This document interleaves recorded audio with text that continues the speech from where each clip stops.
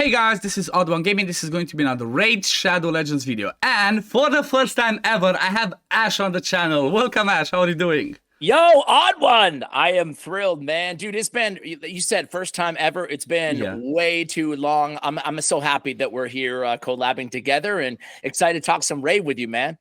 Yeah, me too, me too. Like, I'm really happy because, you know what? You were one of the first ones that actually started watching when I was watching raid videos. It was Hell Hades, it was you, Chosen, Colbur. So I'm really excited to be able to, get to do a collab with some of the ones that I watched at the beginning. And in a sense, you were kind of, you were also part of the reasons why I started doing this. And, I am where I am today. So thank you for being you, basically, first of all. Well, you're just awesome. Bro, you're way too kind. I feel bad for you that I was one of the first raid content creators that you watched, but you humble me with your kind words. Thank you so much. And honestly, you're doing tremendous over here. Obviously, you got a little one on the way, and I'm just so happy for you, the success that you're seeing. And I mean, all your viewers don't need to tell them this. It's nothing new, but like the knowledge that you have for the game is really unparalleled. So yeah, dude, I'm excited to maybe have some healthy debates on some underrated Legos today. Yeah. Thank you very much for the kind words as well. Yeah. So what we're going to talk about today, guys, is what we believe to be, our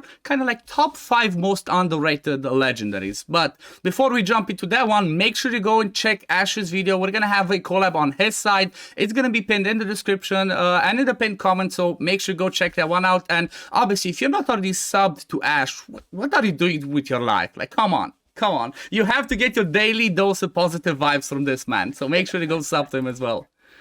Thank you, man. But yeah, let's start with the guest. As I usually like to do this when I do these types of things, the guest has the first word. So who's your number one? Well, so I came with the Thunder, man. I picked probably some controversial choices, as I alluded to earlier, and I'm gonna kick it off with Killian the Lucky. So my man, the little Shamrock guy. I don't know if have you invested in this guy? Have you built him? No, I just pulled him like not too long ago. So I think he's the Ronda Empowerment Champion, I believe. Yes. So I have this conundrum, which I'm sure a lot of players do, that they're like, they have a Killian in the vault. They never got around to maxing him or investing in him at all. Yeah. And they're like, should I just empower Ronda or should I invest in Killian? So finally I did it. I'm like, okay, I'm going to try this guy out, And let me tell you, man, he's really a lot better than I expected him to be. Like on his A1, he's got the decreased speed and he's got each hit on a 2-time hitter having a 50% chance to steal 30%. So you get a 60% potentially turn meter steal off the A1, which is incredible with the big version of decreased speed. Each hit both has the decreased speed and the turn meter steal. Again, man, like 30% turn meter steal times 2 is no joke. Yeah. And then he's got the AoE block active skills. And then on the A3 Headringer, he's got a 2-turn stun in there. Yeah. B, a 50% turn meter depletion, right? Steal, excuse me, again. Yeah. And then he's resetting the cooldown if the target is killed, which is often the case because it smacks.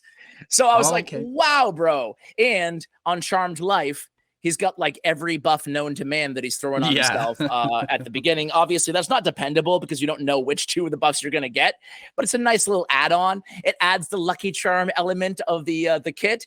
And man, between the damage, between the 2-turn stun, turn meter steal all over the place, the total lockdown on the A2, and 60% potentially turn meter steal on the A1. Yeah, man, this guy's really solid.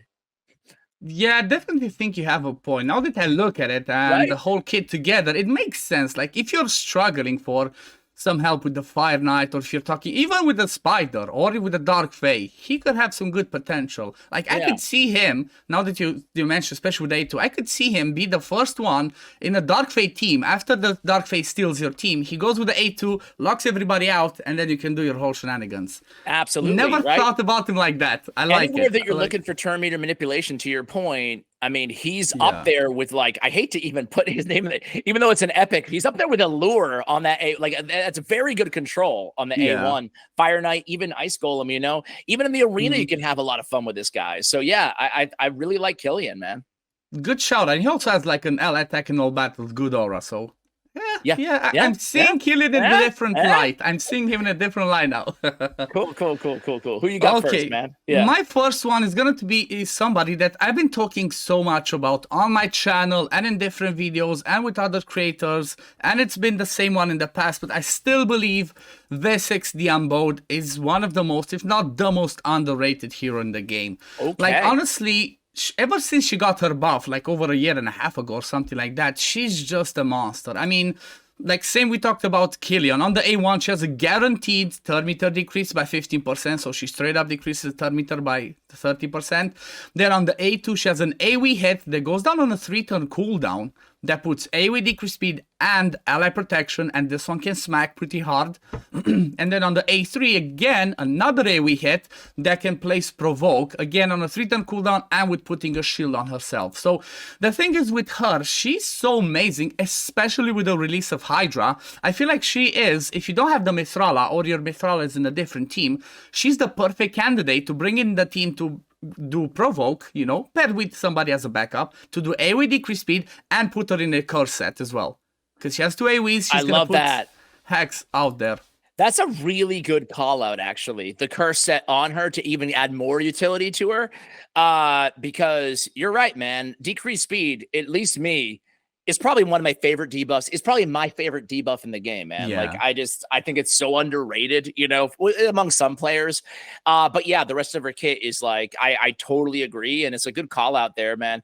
Curse set's a good idea too. I didn't think of that in Hydra. Yeah, still, I don't think I already made a video, but I need to make a video on that specifically, like basically a curse set, because I have a team where I'm using her in my Hard Hydra team alongside Tunisia and some other stuff like that. Like, my Tunisia does 70 million, she does 50. Because of the curse. She does 50. And she brings lots of utility. And you know what? It's not just Hydra. How many times people get stuck in the Doomtown and be like, oh, I cannot pass the Mortarways, I cannot pass this, pass that. Just throw in our girl Visix alongside your girl Seal of the Drakes, and you got those ways under control. So definitely, one thing I want to tell to the people right now, please stop +1ing your Lydias. The amount of Lydias I've seen +1 with Visix is painful. The only thing I'll say about her, not to take shots, because she's amazing, and I'm not trying to, but man, like, she can be challenging to keep alive at times, right? Just because, I mean, she's got the ally protection and the provoke, right? So like, she's taking a lot of damage, and she got 17k on the base HP. That being said, she does make up for it with high defense and in the shield that she's bringing too. So like, it's not that bad, but you just got to make sure that you're building it tankier enough and not prioritizing damage too much, especially if she's dying, obviously, you know? Yeah, exactly. Like I said, you build her with a curse, make it a tanky curse set. Bring somebody with a leech in the team. She heals herself up with those AoEs, and she's definitely worth on. But good, that's Visix. I had to talk about her. Now, who's your number 2? Yeah, my number 2 is Lonatharil. Lonatharil? Is that how you say his name? Lonatharil. Like, I would get a butcher it, don't worry. Yeah, there we go. So, yeah, this dude, first of all, he looks pretty cool. Was he a fusion or a fragment summon? Either way, he was something. He was a fusion. Yeah, fusion. I didn't actually go for the fusion, but then I pulled him after the fact, and I was like, oh, man, this guy sucks. Like, I remember everybody saying he sucked and they were going to pass on the fusion, and that could just be fusion burnout, which is totally a real thing, and I passed on him too, right? But then when I got him, I was like, dude, my guy here has solid shield, all about this shield synergy. He's got the great shield in the A2 as well, 3-turn cooldown. And then he's got an all-out ally attack, right? So, like, it's a all-ally, not 3, not 4. Everybody's joining in. He's got the increased crit damage on that ability, a la, you know, like a Fat Man or a Cardial, just to help mitigate the damage penalty they get anyway on the ally attacks. And then he's got extra damage under targets under shield. I mean, he's a really competent support and ally attacker. I'm not saying he's the best in the game, but he's definitely, to me, I mean, you can't like a Lanicus. They're quite different, but you can't I don't know why he, out of all the ally attackers, gets no love. He gets hate, you know, but he's a very competent, to me, ally attacker in the game. Yeah, I totally agree with you. And you know what? I actually had the same feeling about him up until like a month or 2 ago. But with the Gnut fusion, and, you know, with the possibility of finally being able to push for hard Fire Knight, because I didn't have the Cardial to pair up with my Valk, he came up because, like you said, he has the full team ally attack. And that was the thing that I was missing. With doing it with Farrakhan the Fat was not quite there. But having him join up with that, and the fact that I had a 3-star awakening on him to give him Phantom Touch, he's currently he's currently in my Fire Knight 10 hard team. So definitely a good shout. And honestly, he hits pretty hard on the A2. Like, he's not going to be nuker level, you know. But I built mine in Savage for Fire Knight 10, and he can do some pretty solid damage on that A2. I have not built him for damage. That's actually something I didn't know, so that's great. And when you look at it too, it's like every ally attacker, legendary-wise, I feel like they bring something a little unique to the table. Yeah. And his calling card is survivability, man. He's HP-based, right? Like, so, and all that shieldage that he brings to the table, unlike, you know, everybody, like Lanicus has the buff extender, and Krila has the 3-turn with the stun. Everybody has something unique, but for whatever reason, no one respects Lonatharil. Yeah, so, he deserves love, because, like, when I get to the boss part, for example, if the boss does hit me, because of his shield and me having decreased attack, I can actually take a shield without having a shield set on somebody specifically. So again, good call out on Lonatharil. Good call out. He definitely deserves more love. Now let's jump over to number 2 for me, which again, he's another one that I've been talking in my videos, but he's somebody that I still cannot believe that people do not know about, and that's Ruel the Huntmaster. Ooh, so the thing with Ruel is pretty simple. It might not be the same case now with hard dungeons, but with the normal ones, before I do some takeovers for people here and there, and they always want speed far teams, and most of the time people don't have the what's her name, Seer to do the karma burn, or they don't have the AoE poison exploders, Xavius, Theodore, Lenarel. The first question I always ask them is, do you have Ruel? Because if you do, this guy just obliterates stuff on his A2. It's all about that damage. I feel like he's I don't know, if I'm not mistaken, he still has the highest he has the highest damage potential in the game if there's Hex out there. So it's like Seer destroys everything, but for actual raw damage, if there is Hex out there, this A2 that does double hits if there's Hex and ignores defense is just insane. He also brings decreased defense on the A1. He brings an amazing passive that is awesome for Hydra. I want to test him again for Hydra, because for Hydra it says decreases the speed of enemies under Hex by 5%. So think about like that. When in Hydra on like Brutal and Nightmare, they have like 250 speed. That's a solid decrease, and decreases the resist and the damage that they take while under Hex, and reduce the, like, he has so much in that kit. Plus he brings like an ally crit in all battles, and he brings the Hex and increased accuracy himself on the A3. So I do believe that people need to give Ruel the Huntmaster more love, especially with Mithrala. You know, we have Mithrala that we get from Hydra after you do it a few times, you know, like maybe a few months. Pair her with him, and you have a solid duo for any PvE content where you need to smash them. Completely agree with you. And it's funny, you mentioned the Mark Quarry passive, right? But that, I mean, the 10% extra damage just permanently on anybody under Hex after the Hex buff or rework buff, right?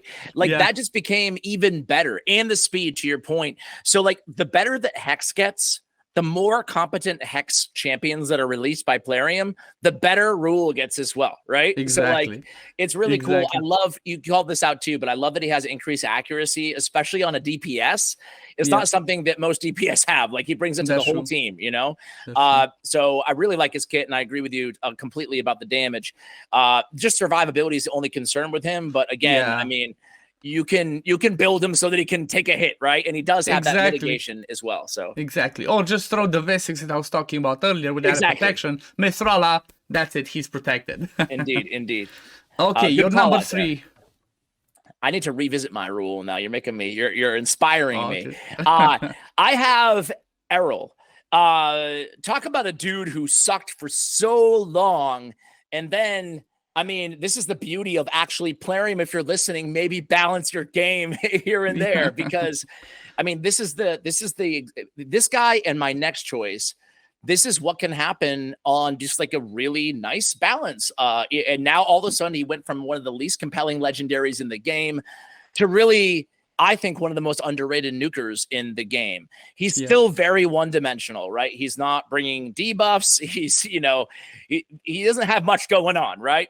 However, I mean, he does have, well, actually, he steals all buffs from the target on his negation, his A3. So he's doing something at least. But really, I mean, it all comes down to Helmbreaker. Now that it's an AoE ×2, it smacks. I think he's my favorite I want to make sure I mean this, but I think I do. In terms of arena, at least, again, fairly niche. But if you have this dude, and if you're looking for a Force Affinity nuker, I wouldn't choose any Force Affinity arena nuker over him. Attack base, with all apologies, because obviously I take Harima or whatever, you know. But would you? I think I would say that he's second after Candy. I don't have Candy though, but I still believe Kandrahan has a little bit more. But after that, he's definitely amazing. I wasn't thinking of Kandrahan. I drew a blank. So you're absolutely right. And there's no doubt about it that Candy is more popular, right? And the cool thing about Kandrahan is he can fit so well on a go second team. Errol just doesn't have that, you know? That being said, just in terms of raw damage, I'd still take Errol. But I'd rather have Candy, if that makes sense, you know? But that's true. That's true. Know? So yeah, I think that, you know, he's a really, again, he can be a good wave clearer too if you can keep him alive anywhere, you know? So yeah, he's a really solid nuker now. That's true, and having that inbuilt 30% extra crit rate on all of his skills makes it easier to just build it with 70% crit rate, so you can just stack more crit damage and more attack. Definitely a good shout out. Definitely a good shout. I might have to build mine as well because I don't have a Candy, so you know, and no Harima, so I might just need him. He's really like, I'm looking at this faction, man. He really hits like in the same vicinity as Constantine the Dayborn, who's another like really competent, you know, arena nuker. I guess the rebuttal would be though, the devil's advocate would be just like, okay, how many arena nukers do we need? You know, like once you got 1 or 2 built, do you need 10? You know. Yeah, we need kind of a lot, especially we're talking about high arena, right? If you push higher, you know, one can be banned, the enemy can pick the other one, so you're gonna need 5, 6 at least if you're talking gold level, you know? So indeed. That's definitely one. Okay, so I'm gonna move over to my next one, and this one's a little bit different. It's not necessarily because he's underrated himself, but I underrated him and I'm regretting it ever since, and that is Razelvarg.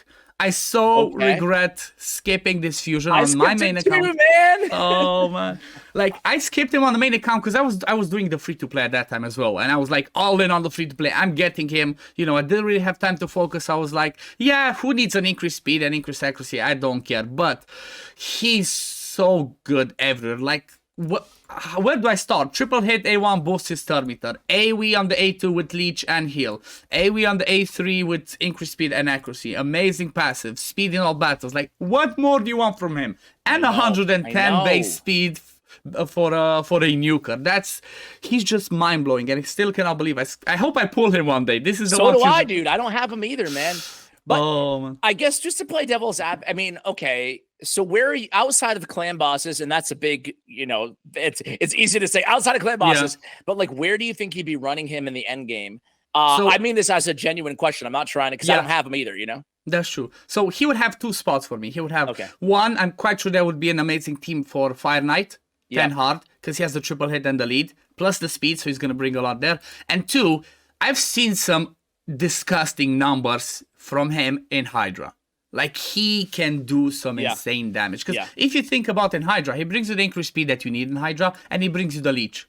And a ton of damage. So I would definitely, if I pulled him, the next CVC, because, you know, wait, Shadow Legends, next PR CVC, I would instantly build him to use him. He's amazing. I want him to, man. And it's unfair to me to say outside of clan boss, clan bosses, because that would be like me taking a shot at Nekmo Thar and being like, well, outside of Hydra, where are you going to use him? It's like, dude, he's S tier, bro. Like, what are you doing? That's true. That's true. It's, especially us, you know, if we have endgame accounts and we still want him, that says something about his power.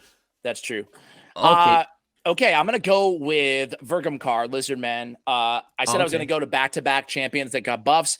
Man, it is absolutely criminal how people don't talk about this dude more often now after his buff. He got a massive buff, and I don't know. I don't know why people don't really. No one mentions him. No one asked for guidance on this dude. No one cared when I made a video updating.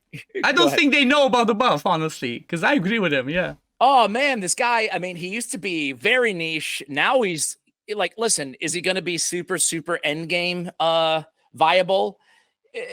Not necessarily. Not that you can't use him, but he's doing so much. He's just so unique, right? And to me, especially progression wise or like anywhere in the game, when you can find one champion that really does serve 2 roles on your team, like a debuffer and buffer all in one, I mean, that's so valuable.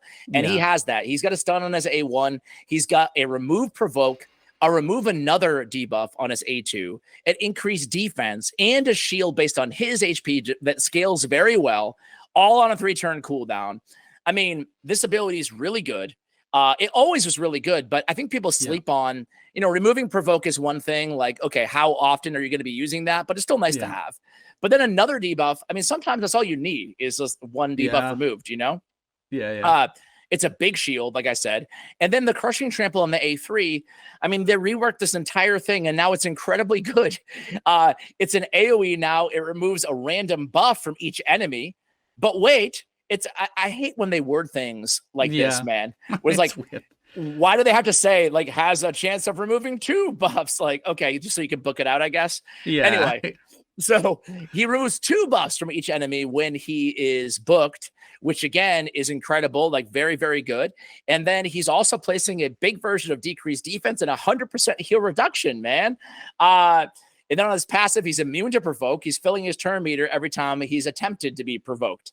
Man, he's a really, I mean, having the AoE 3-turn decreased defense, having the AoE 3-turn increased defense, then having buff removal, buff stripper, all in one champion who's super tanky. It's a really good kit.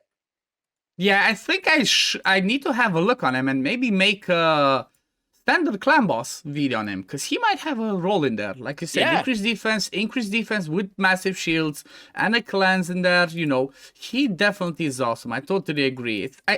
This is what I do believe. I believe that people do not know that he was buffed, I swear, because he has a good kit.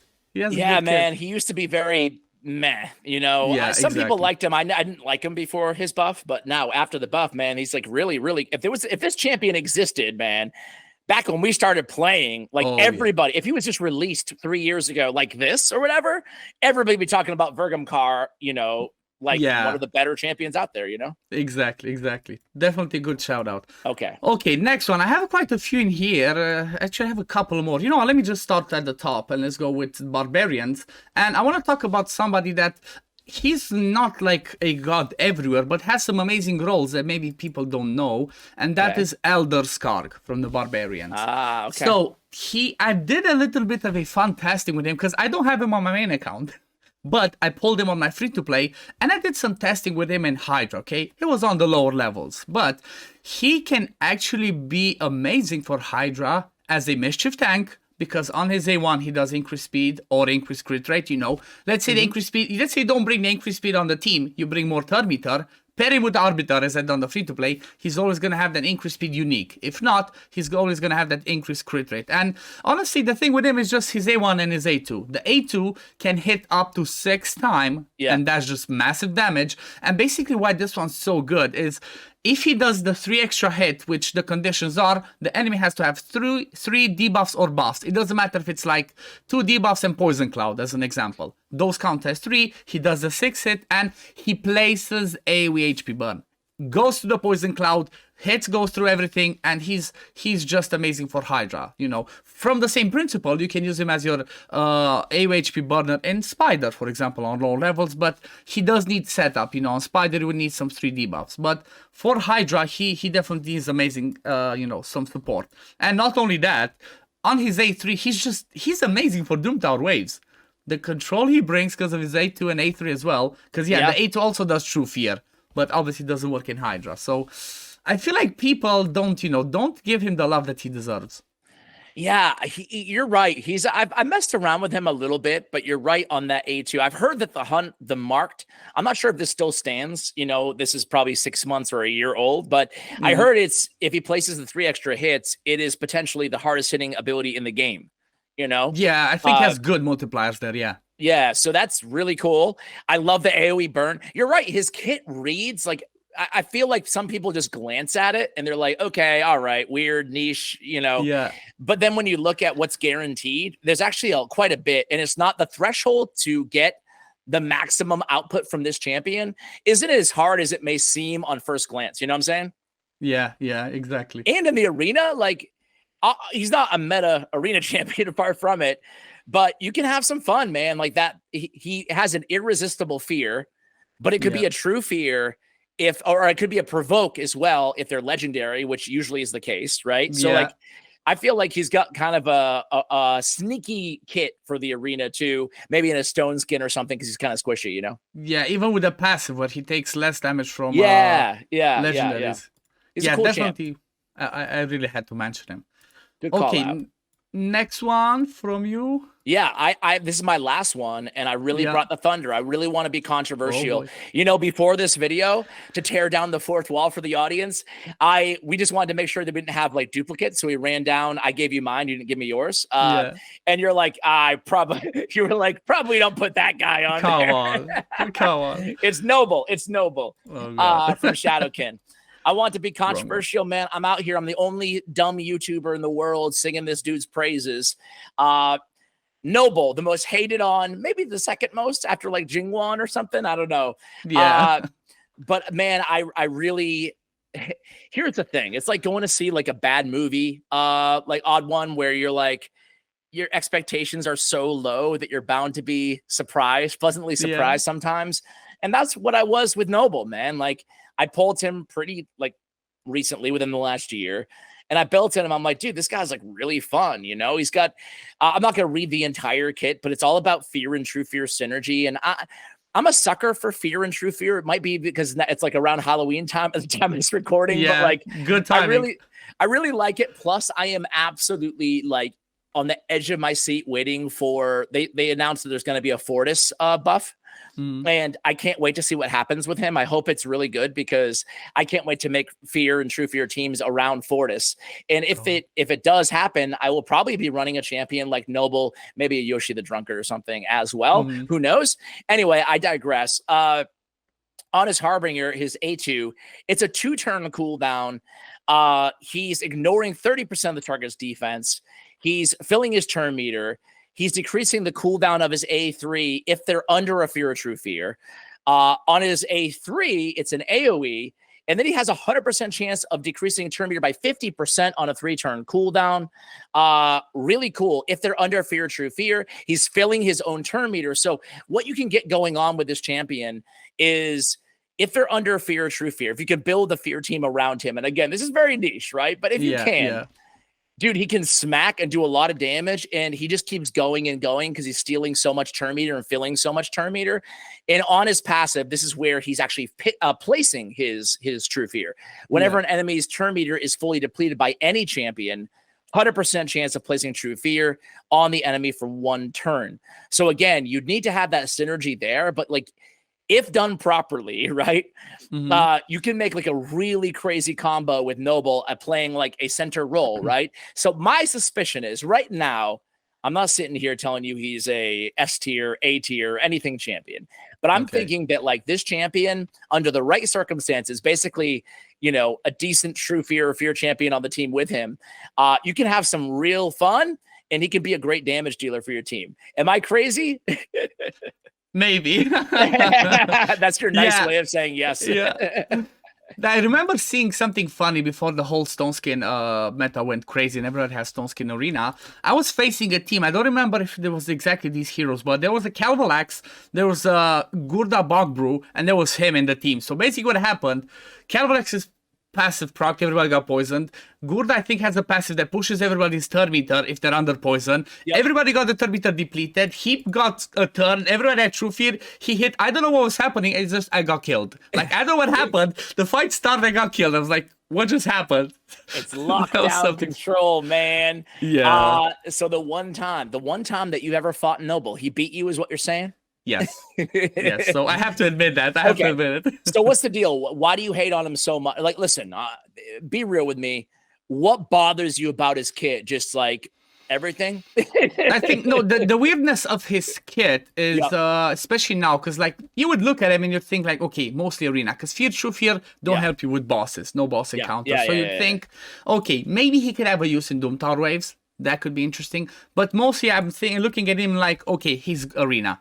With the immunity and Stone Skin meta, he cannot be used. That's the problem. There's too much of immunity and Stone Skin that he's just not gonna bring you anything that you need in arena. That's the only thing I'm saying about it. That's my opinion. It's hard say to controversial. it's hard to argue that. Yeah.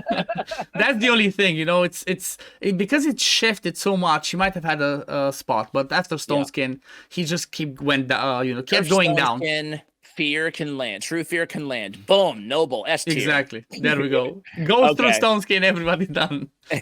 I tried, Noble. The two people in your audience who like Noble with me, let back me up in the comments. Yeah, back him up in the comments. Just drop those likes on that one. Yeah. Okay, I'm gonna touch on the last one from me, and I still believe. Again, I'm surprised with this one as well. That people believe might be wrong, but I believe he's underrated, and that's Tatura Rimehide from the High Elves. Yep. You know, everybody's favorite tiger or lion or whatever he is. Yeah. But he just has such an amazing and unique kit. You know, it's all about his A2 and A3. A2, block debuffs, increase defense. On A2 turn, goes on for 2 turns, 3 turn cooldown. Amazing for clan boss and any other area where you need this. But then on his A3, an AoE hit that can smack really hard. He used to be like the best hitting defense nuker when he was released. But that also brings the perfect veil. So, you know, it is on a 4 turn cooldown, but it also does a shield on, I think it's himself. Yeah, he does a shield on himself. So basically he puts perfect veil on everybody but himself. And guess what that means? Again, Hydra. How many perfect veil champions do we have in the game? Well, 100% you're right. And it's worth noting that every single perfect veil in the game is a 4-turn cooldown. There's none that are 3, you know? So it's not like it's much of a handicap, just given that unless there's some new mythical today that I didn't see or something that has a 3-turn, you know? But you're right. Like that's the standard, and he's there, and you're right. A lot of damage, and he's bringing so much to the table in terms of, you know, just everything you need, you know? Yeah, he's amazing. I used him in some teams, like I put him in Reflex. And again, even if you build him early on to use him for your Clan Boss team, for your Demon Lord one, later on you remove him from there, put him in Hydra. You don't need him in Hydra. Build him to be a sneaky nuke in Arena. You're going to surprise people. You know, build him with some defense boosters and Terminator. You know, get that Doom Screech out of the vault if you don't have a CP. Bring him in there, and you're going to make people be like, what just killed me? You know, because he also has a fun passive, you know. When attacked, has a 30% chance of reflects 30% of the damage back to the attacker, and has the chance to place a freeze on them. So dude. I mean, how would you build him for a sneaky arena build? There's so many different ways you can go, I feel like, right? Because I could see like building a super high resist Tatura, like as a fun little thing. I could see building him for, you know, damage if you wanted to. I could see building him with frostbite to synergize with the passive. Like you could do some sneaky things on this guy, you know? What I would do is, especially now, you know, if you get yourself the Stone Skin accessories, if you're lucky, and you get a few for him, I'll build him in 1 turn Stone Skin, 4-piece Savage, basically. He'd be able to take the first hit in there because he's defense based. You know, he's not gonna be a squishy half-rack Cupidus because most people maybe don't have a Necret. So you build him like that, and guess what? As soon as he gets a turn, everybody has perfect veil. They're protected. He's gonna be the target. Your supports are gonna protect him. He's gonna do some nice things in there. That's very true. That's very true. You're right, man. Do you have any champions on your account built in the Savage Stone Skin combo yet? No, because I did not get lucky enough yet. Like we won the first Hydra Clash, then we lost 4 in a row. Oh no. Okay. Yeah, okay. I just got enough so that I can do it in like it's actually a good build today, because it just ended today at the time of this recording. So I was thinking about who should I spotlight. Maybe I could do a curveball and do a Tatura in the double build. I don't know, and I'll give you credit if I do. Let me collect my chest. Then see, maybe I get something lucky. Okay, let's collect the chest now. Let me see. Yeah. Okay, so let's see. Okay, first one, Stone Skin, Sacred Order Ring. Okay.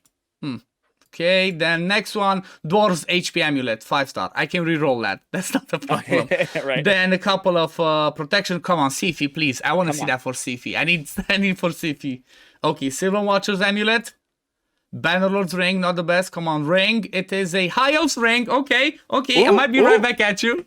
It's a defense one. It is 5-star, but what the heck? It's getting worse. You got it, right? Yeah. And then the last one is the Lizardman Ring. So do you have the amulet in the banner yet, or no? I have to check. Okay. Like I said, I only got one. I guess I can check on my arbiter. So I just got the ring. Then I have a protection amulet. I have a protection, and Oh, I actually have a banner. It's an HP one though. I might have to reroll it. So I'm missing the amulet. Okay. I'm missing the stone skin fingers amulet. Crossed for you. Fingers crossed for you. Yeah, I might have to do that. Yeah. But anyway, this was really fun. Thank you very much for joining me. I'm really happy when I do collabs like this because, you know, it brings a little bit of fun. It brings a little bit of different ideas, especially, you know, from different channels. So I'm always happy to do this. Thank you very much, Ash, for joining me. Guys, again, don't forget, we're going to have a collab on Ash's side. Make sure you go check it out. It's in the description and in the pinned comment of this video. My friend, any words before we leave this one here? No, just thanks so much for having me, man. I really appreciate it. Love talking raid with you, and hopefully your audience enjoyed, and let's do it again soon. Yeah, for sure. We have to. But anyway, guys, this is going to be it for the video. As always, if you do enjoy my content, don't forget to like this video, subscribe to the channel to see when I upload next, and I'm going to see you on the next one. Peace, love, take care, everyone. Bye, guys.